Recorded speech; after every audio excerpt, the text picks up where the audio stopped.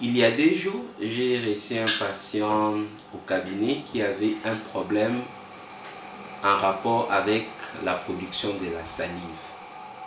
Il y avait une sécheresse buccale et la salive ne sortait pas dans sa bouche. Mais qu'est-ce qui s'est passé? Qu'est-ce qui est arrivé? En fait, dans l'histoire, le malade avait pris du vin, de l'alcool traditionnel. C'était tellement concentré que ça l'a brûlé les muqueuses buccales. Et il a passé plus de 4 mois, 4 à 5 mois, où il avait beaucoup de difficultés pour manger, notamment pendant 3 mois. Il ne mangeait pas, il ne prenait que des liquides. Et après cicatrisation des plaies à l'intérieur de la bouche, il a constaté qu'au niveau de sa bouche, la salive ne sortait pratiquement plus. Et ça l'a causé beaucoup de difficultés jusqu'à ces jours. D'ailleurs, c'est la raison pour laquelle il est venu en consultation, parce qu'il a du mal à manger, il a du mal à parler, ok? Il a du mal à entretenir sa bouche. C'est pourquoi j'ai décidé aujourd'hui de parler de la salive. Quelle est l'importance de la salive? Quelles sont les fonctions de la salive? De quoi est composée la salive? D'où provient-elle? C'est à ces questions-là que nous allons répondre dans cette vidéo.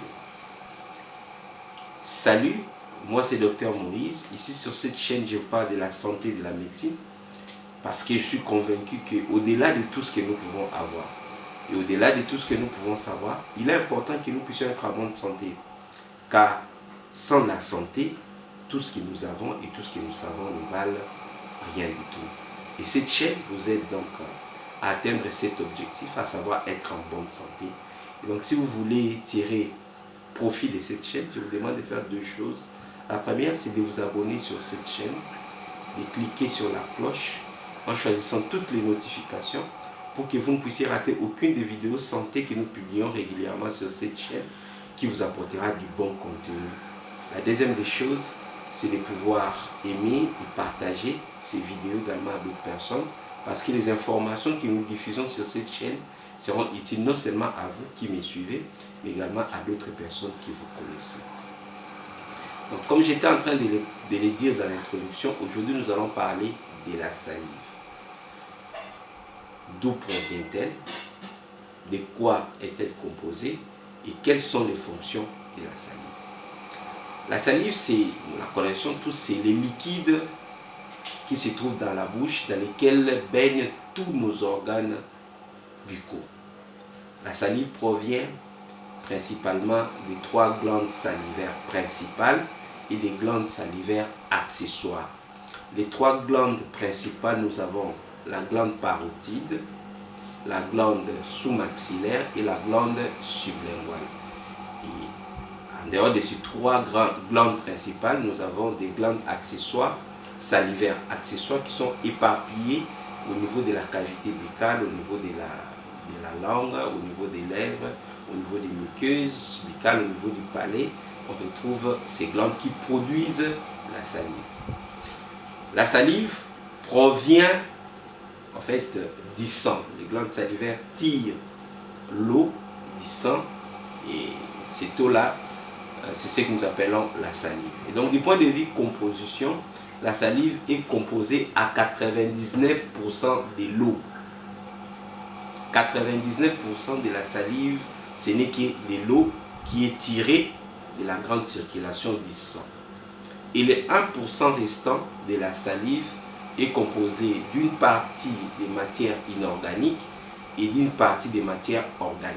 Les matières inorganiques, donc minérales, nous avons généralement les sels de sodium, les sels de potassium, les sels de magnésium et les phosphates que l'on retrouve au niveau de la salive. Et la partie organique est composée généralement des protéines, notamment des enzymes comme l'amylase salivaire, les lysozymes, des immunoglobulines, ça veut dire des anti-inflammatoires, du cholestérol, de l'acide urique. Voilà, ce sont là les éléments organiques qui composent la glande, la salive plutôt.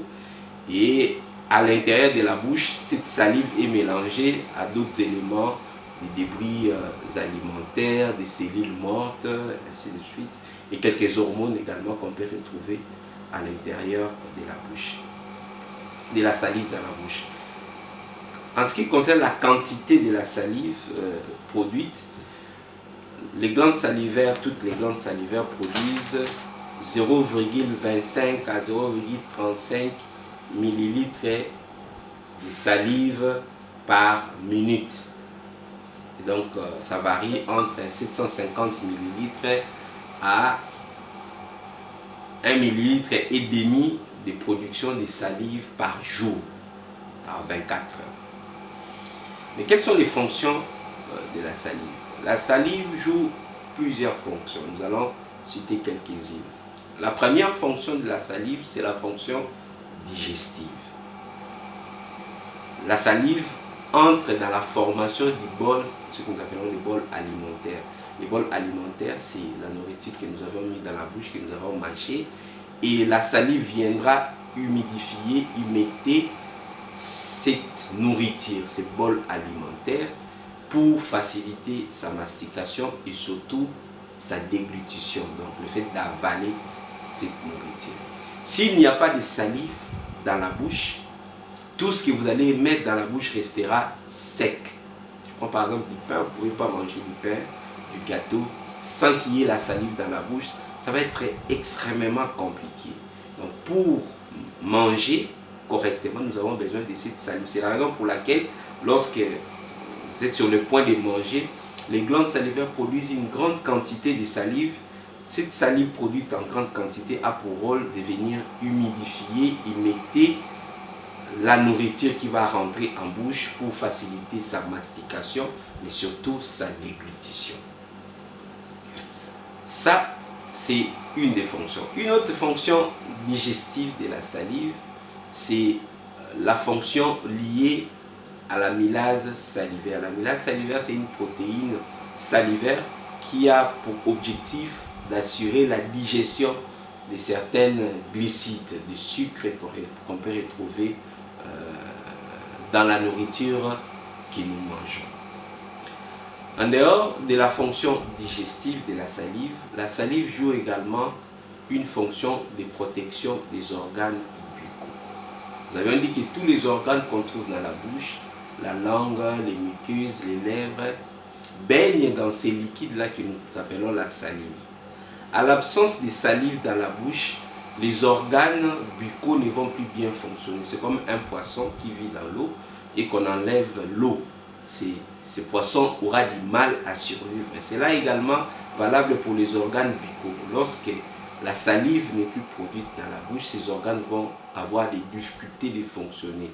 Ces organes vont se fissurer, ils vont s'infecter et la personne aura du mal à pouvoir assurer certaines fonctions comme l'élocution, comme la perception du goût, parce que la salive joue également un rôle important dans la perception du goût de la nourriture que nous mangeons. La salive joue un rôle important dans l'élocution et dans la protection globale des organes buccaux de la bouche. À l'absence de la salive, tous les organes auront des problèmes. Nous les remarquons par exemple lorsque la personne avait tellement soif, il y a une déshydratation. Vous allez voir que les lèvres de la personne vont commencer à s'efficirer et il y a une partie des muqueuses qui va commencer à s'enlever parce qu'il y aura une sécheresse labiale.